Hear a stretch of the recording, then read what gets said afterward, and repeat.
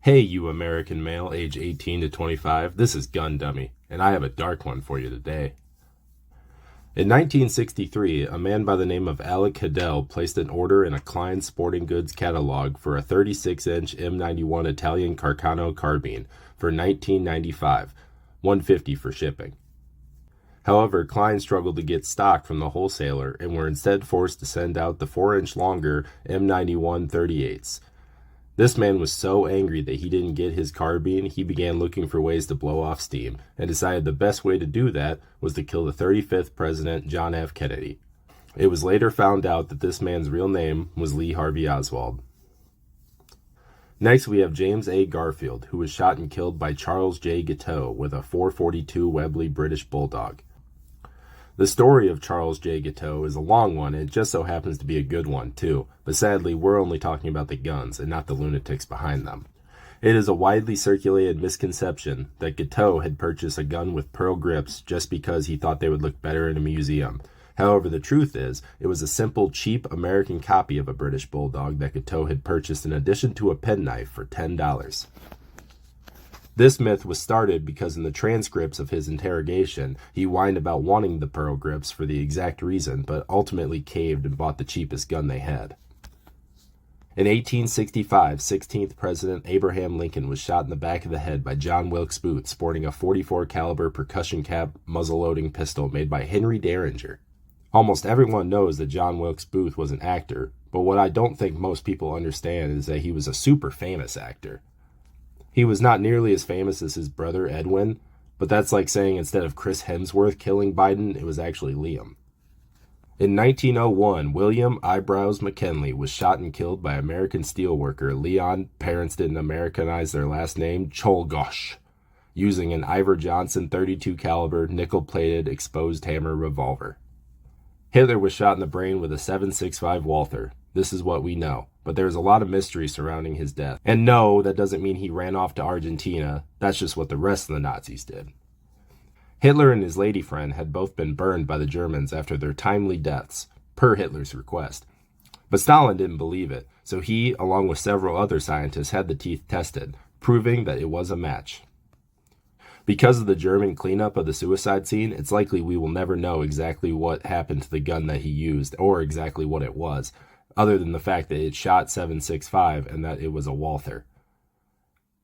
What I can pretty definitively say is it's not any of those wicked pimped out Walthers that say AH on the grips that pop up online every few years. Let's talk about one that's a little less depressing. Kurt Cobain killed himself with a 20-gauge Remington Model 11 Sportsman, which is a clone of a Browning A5. He had this gun bought for him by a friend because he was afraid that his very public neuroticism might get his gun taken away by the police. Don't buy guns for other people, kids. Just keep them for yourself. It's safer that way. Dr. Martin Luther King Jr. was arguably the most prominent civil rights leader in history. He was shot by a racist, white, and strangely handsome hillbilly by the name of James Earl Ray, using a Remington 760 pump-action rifle chambered in .30-06 out of a bathroom window of a motel. Malcolm X, being pretty high on the list of famous civil rights leaders to be shot, is next on the list. Malcolm X was shot with a J.C. Higgins side-by-side that had been cut down into exactly what you think of when you think of a sawn-off shotgun. This time it was not done by white racists, but instead by a group of black racists who Malcolm X was once a member of, but then left on bad terms because of some pretty good reasons. Next is Mahatma Gandhi. First off, turns out Mahatma is not his first name. It was actually Mo or something like that, which is funny because Mo Gandhi sounds like a guy who would shotgun beers and do donuts in a Walmart parking lot rather than an Indian civil rights leader. All jokes aside, Gandhi was shot by a Beretta M 1934 chambered in 9mm Corto by a member of a right-wing Hindu paramilitary organization whose name does not matter at all. This proves that the most dangerous job in the world is not coal miner, politician, or small dog groomer, but it is rather being a guy who speaks into a microphone about how we should all treat each other fair and nice. Alright, this is the last one. Turns out a lot of famous people die by gun. These were just the ones I decided to talk about. Vincent van Gogh, famous edgelord and ear mutilator, one day walked into town and was like, "Hey, I just shot myself in the chest with a revolver while I was painting a wheat field."